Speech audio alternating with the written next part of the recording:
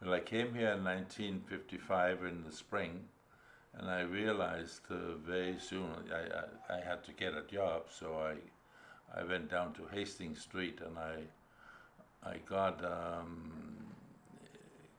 put my name in for some of the sawmills up the coast, and I got a job at Tassis, so I flew up a few days later.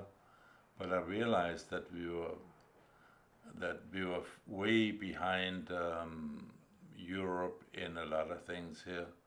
But I worked in Tassis for 6 or 7 months. But after a few months working in the sawmill, went longshoring, and I was working with a Nootka.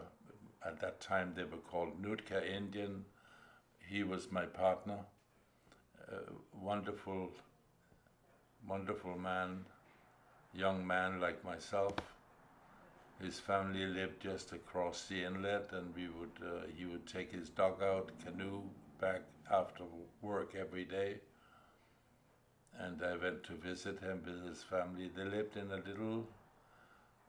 little house on poles up in Tassis, and they all lived in one room. Him and his wife and their family. I think they had 3 children at the time. But I realized that a lot of the Aboriginals lived a very, very sparse life, you know. But I realized it was not like Europe where everything was set. So when I worked in construction and worked with a lot of Aboriginal people. But then when I started my business 54 years ago, I realized that the history here was really being made as we were working. We were slowly coming up to the 20th century. But so that's why I was amazed when I saw things that were 20, 30 years old, and they were like being in a different century. I met a man doing some work for him. I met a man out in western part of Vancouver, and I was waiting for supplies to come to construction, that I was doing a new front step for him.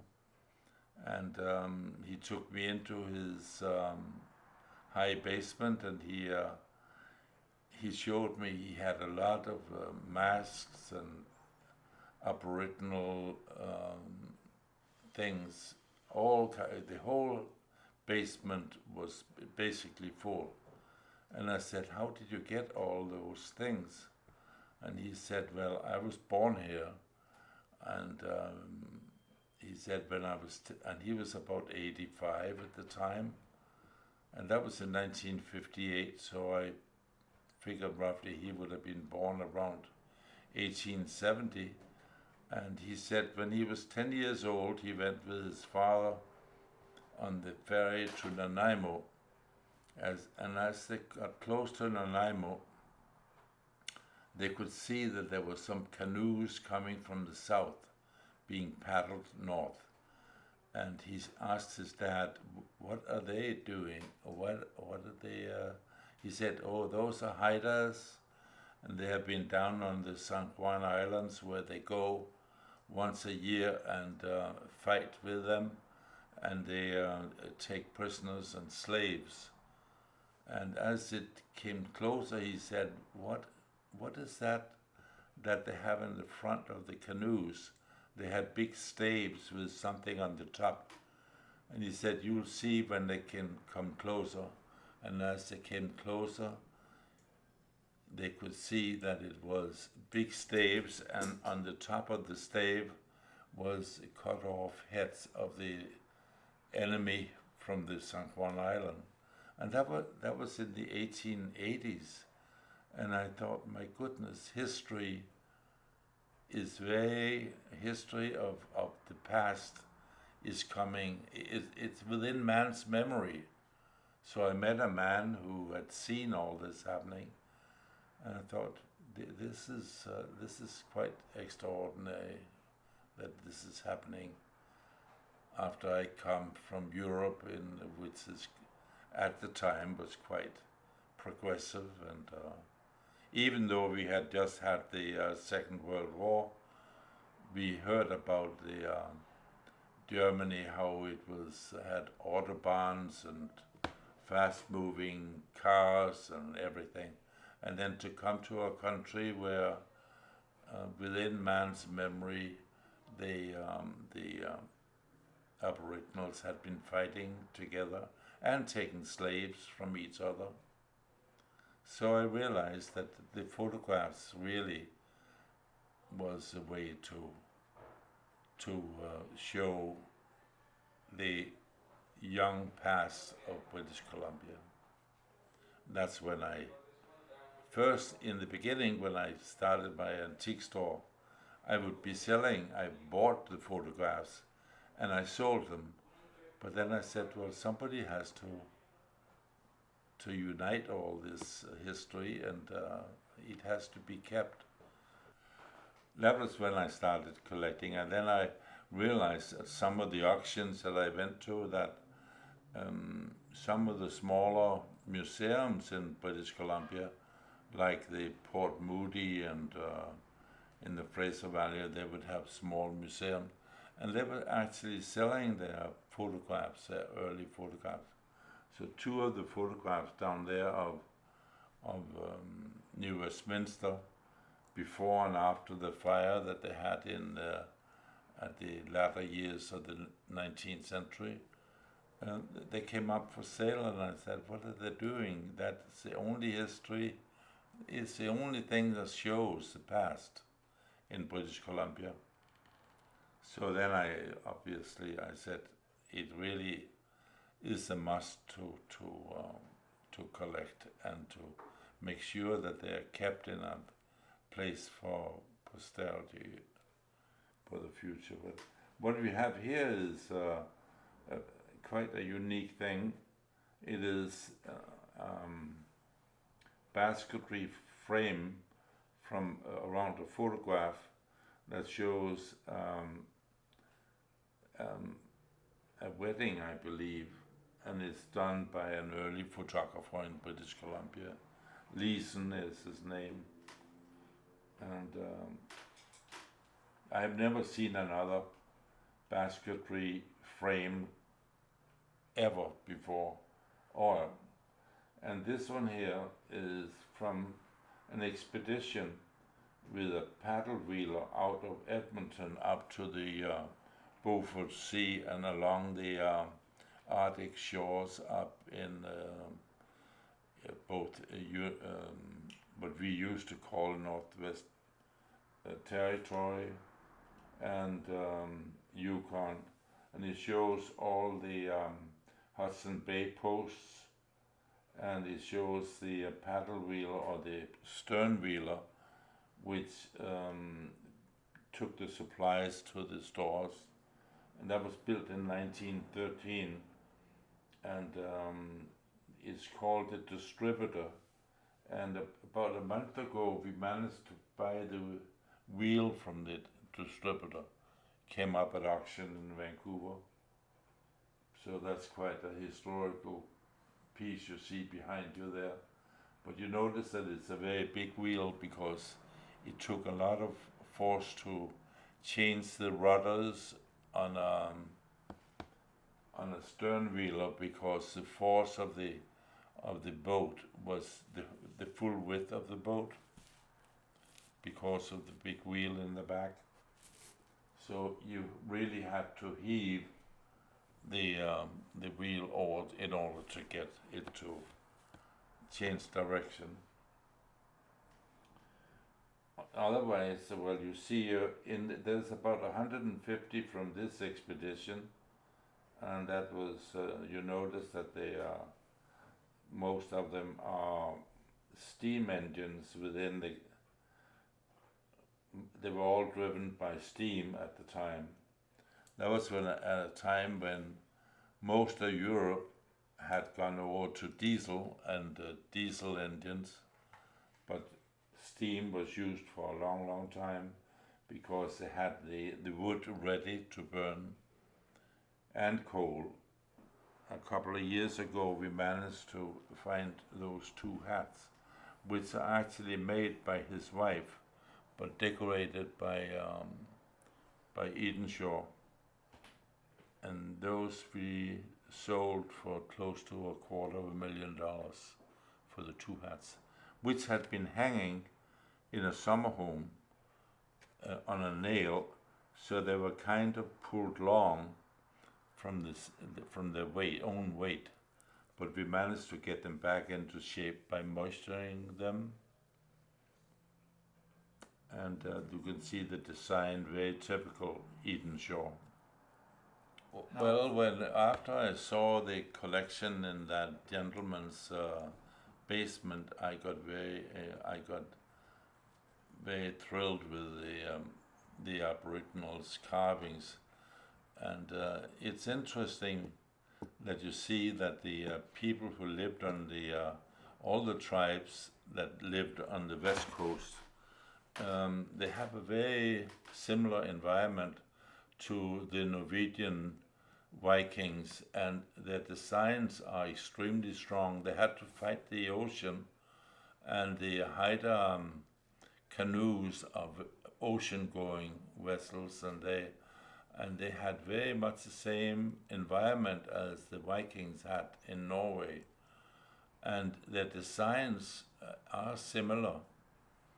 They have strong artistic designs, and obviously on the west coast here we have the totem poles, which were put up in front of the longhouses, indicating the families of the people who lived in the longhouse in the villages. And that fascinated me because I am from Denmark and I am a descendant of the Vikings, so the designs were intriguing to me, and I started at that time to collect. When we could find the masks at the time, they would turn up in small auctions, and sometimes we would be lucky to buy a nice mask for $75. And I thought, where are the people? So I started to connect up with the Provincial Museum and Peter McNair especially, and I started looking. When I went traveling across North America, I would be looking for the art of the Northwest Coast Indian carvers, and we found a wonderful bentwood box in Indianapolis, and we bought it and brought it home, and we sold it. I had to sell it because I paid so much for it, but I sold it to the Provincial Museum, and at the time they said it was one of the most exciting things that they had added to the museum for more than 50 years. And the integrity of the carving can be quite fascinating, because the bentwood boxes, they would be made out of one piece where they would carve the corners and then steam them and bend them, so the wood actually bends at the corners. The same as we do with cardboard today. We would just run a nail down on the inside and then we can bend the cardboard. And but they are very intriguing. The bigger ones, like the one I brought back to Vancouver or to British Columbia, was extremely finely carved.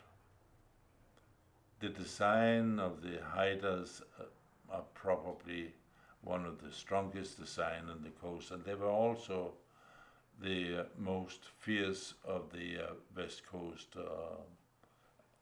Aboriginals. There are all the tribes, the Salis, the Nootka, the Chimshin, the Bella Cola, Bella Bella, and the Haidas. Yeah, but they are all fascinating studies. You know, every tribe has its idiosyncrasies and its designs that are important to them. Very much like the Vikings in the 1,500 years ago. This one is a photograph of a drying of the salmon as they were catching it. There must be 10,000 salmon being dried on racks here. And that's a photograph by Mrs. Maynard. After her husband died, she took over the studio and worked in British Columbia all the way from Victoria. You can see this is actually Victoria, and it's Mrs. Maynard. That would have been in the late 80s or early 90s with the stereograph. You know that you can put it in, and it's actually taken from two cameras that are a little bit apart, so that they get the image exactly like we see, so we get it three-dimensional. This is native pictures of by Dali. We donated a big album of Dali, which has all been digitized now at UBC, and there's supposed to be a big exhibition of by Dali, I think at the Provincial Museum. But the First Nation people, here's typical two of them, and here are some of the people. Those are actually saddles standing here, and they are also by Mrs. Maynard, and they are from the gold rush up to the Barkerville, the Caribou Gold Rush, which was in 1858 started. That was when the gold seekers came up from. They had first been in California at the gold rush in 1849, and then they moved north into Oregon, and they checked all the rivers, obviously, for gold as they were going north. And in 1853 or 58, they found gold in the Caribou, and that was first they found it in the Fraser River, and then they went up the Fraser River and into the Caribou in 58, and that 10,000 people came up from down south. And that was a time when British Columbia very nearly became American, because there were so many Americans here and very few Canadians. But they meant, because of the Hudson's Bay that was situated all across Canada with supply stores all across Canada and fur trading, they managed to, the scale went in the favor of Great Britain, and British Columbia managed to stay under the British Crown.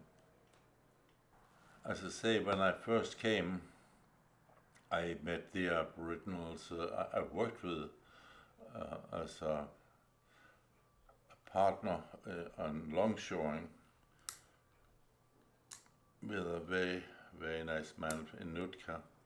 But then when I went, from there I went on the pipeline, and I was working on the pipeline through the Fraser Valley and up to the Coquihalla and there I had an opportunity to work with the natives very often, and there was always a nice aura around them. I remember working up in the Peace River district, and we were laying the first pipelines into Taylor Flats, south of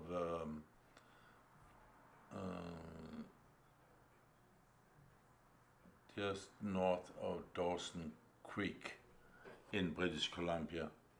And anyhow, we were connecting up all the wells, gas wells in northern British Columbia, and we went through an Indian village that was a summer residence of them, and it was quite interesting. I mean, they were living in tents, and it was the summer quarters they had, but they were quite. A lot of them did not speak English. They spoke their own language. And one day I was working at a pumping station. I was putting it together, and I had the eerie feeling of somebody watching me. And as I turned around, I was in the ditch, and I was connecting up a big valve on the pipeline. There was an old man sitting up on the pile of the ditch, and I started talking to him, and he spoke very little English, but he said he must have been in his 60s, but they were very hard to tell the real age because they looked old very early in life, I think. But this gentleman, he was sitting and he said, "Me, no white man," which was indicating when he was small, there was no white men at all. And it was quite interesting to hear the history. But the young people in the village were quite militant towards us. They all were riding around on their horses. They all carried big hunting guns, but they had them ready. But they didn't like us pipeliners because obviously going through a village like that, probably 200-300 people, we were always looking at the girls, and they didn't like that at all. And I thought to myself, I worked very much alone at the time, and I thought, I better watch it because you never know when you are alone sitting at a pumping station, and they would very often come riding up, and you never heard them coming, but there would be 3 or 4 of them, and they would just look at you. They would never not say a word, and they would keep on moving. But it was a very different. But you realized you really were in a different century. In Europe, you were 10 centuries back, but here it was happening right now. But people had never, in their youth, had never seen white people. It was a unique experience, but they were always friendly. As long as you were friendly to them, they were friendly to you. So that's a little tidbit of this is a camera made as light as possible, manufactured probably around 1885 or so. It would come out like that. Then this falls down.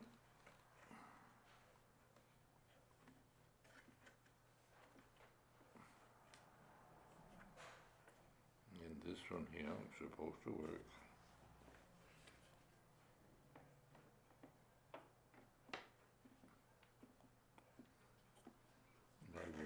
work.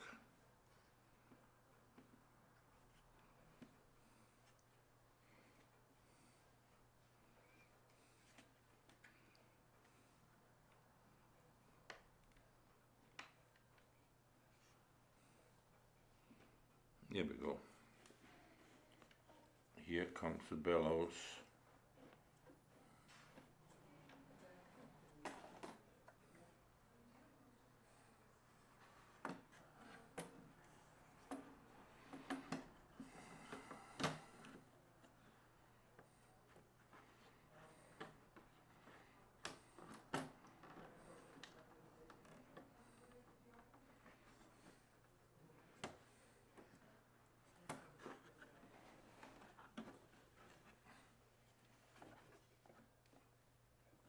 This is where the film would go in.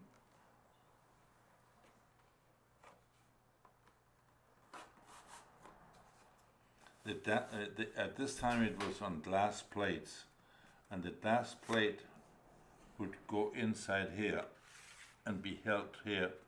So after the glass plate, it had to be done in a dark room. So once the glass plate has the silver solution on it, it would be put in here.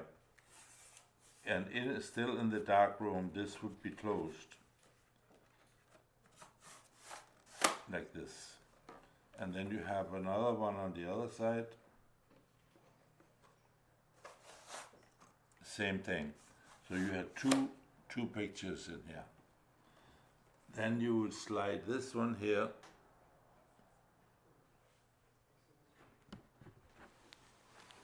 into the back of the camera, and if the one that faced the lens, you would pull out this one.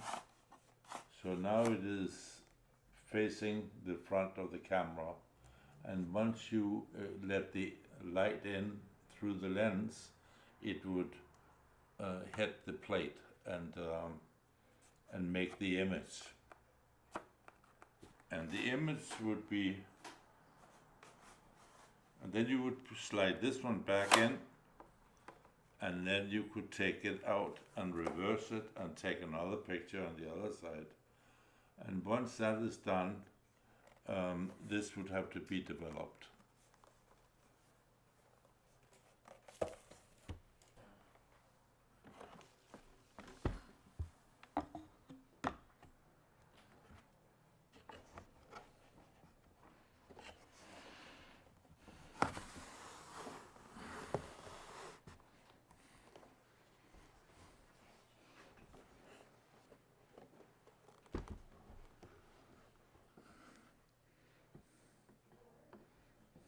But before you took anything, you would see the image on the glass plate in the back. So what came through the lens would be upside down on this glass plate. So you could actually kind of saying, oh, this is how it's going to look when we are taking it. And then this would flip down. You would put the film in, take the one picture, flip it over if you want to take another one.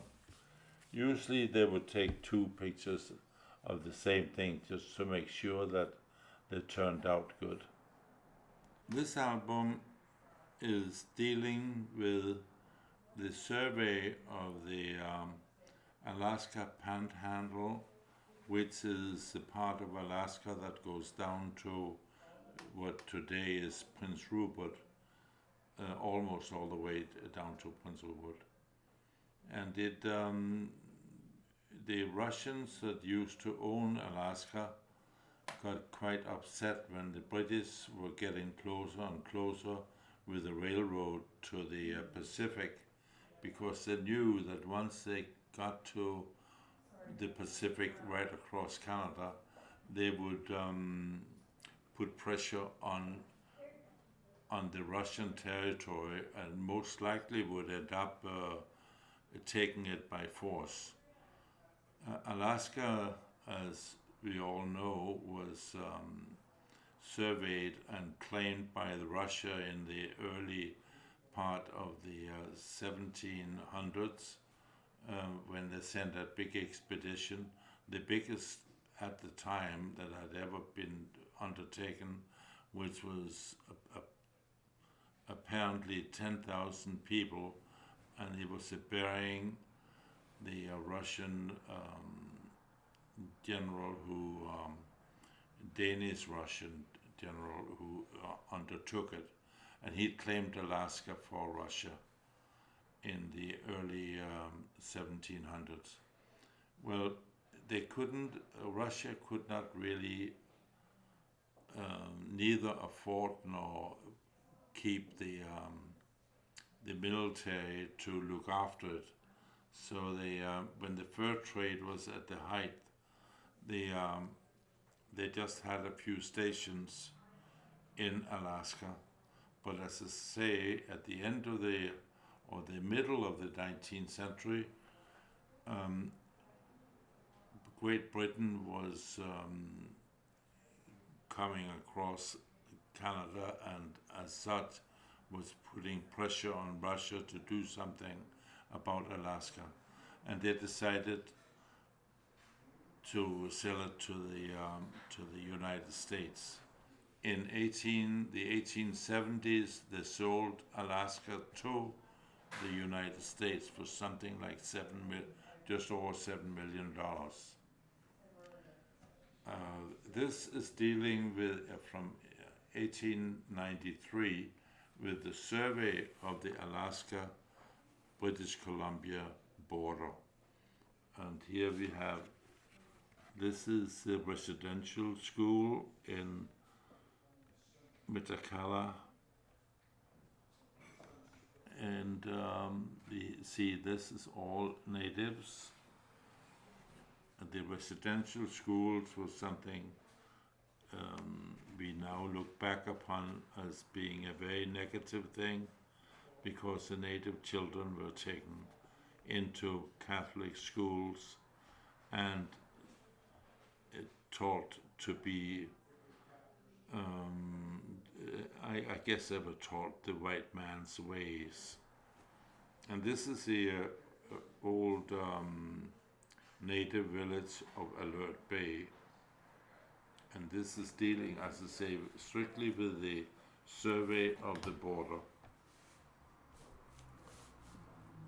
Here we have Fort Simpson, which was an Aboriginal village, and then it had a Hudson's Bay Fort, and it had a church and a missionary. But here's Fort Simpson again, and this is this is the Indian schoolhouse in Fort Simpson, and here's the native village. This is on the island just opposite the Fort Simpson, and then here's the Aboriginal, the Indian school it's called. But in this one here, it is not residential school. This is actually the natives' own school. And here we have the totem pole and the raising of a totem pole and more. Also the Indian school. And then it basically shows the survey all the way through the Panhandle. This is a very beautiful, balanced, artistic picture of a couple of, no, I think it is one white and one Aboriginal. And here's the Christian band.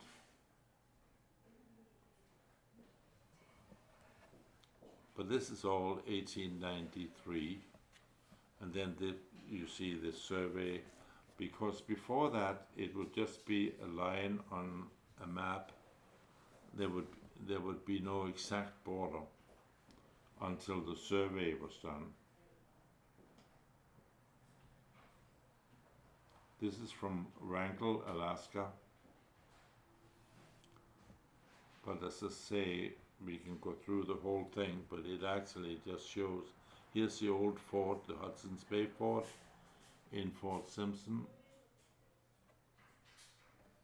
Wrangell Inlet, and further on here we have the Mount Juneau in Alaska. So it is pictures taken. Here we see a typical old Aboriginal canoe, a dugout. This is at a mine, more mine. And anyhow, it's a very important historical document because it shows the complete border survey.